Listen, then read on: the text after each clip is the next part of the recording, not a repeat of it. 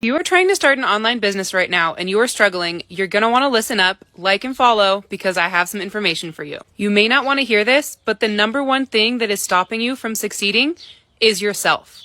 You get in your own head, you get negative, that imposter syndrome creeps in, and you're not going to do well if you don't believe in yourself. Another thing that's holding you back from success is you're probably hesitating.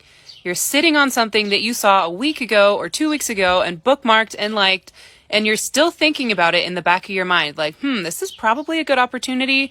I'm just not sure if I'm ready. Can I let you in on a secret? You're never going to be ready. If you just sit there and think about those opportunities rather than taking action, you're never going to do it. So be an action taker instead of a contemplator.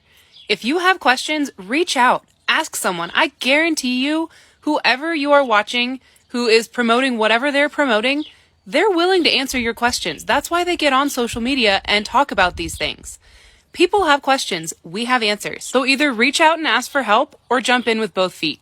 It's sink or swim time.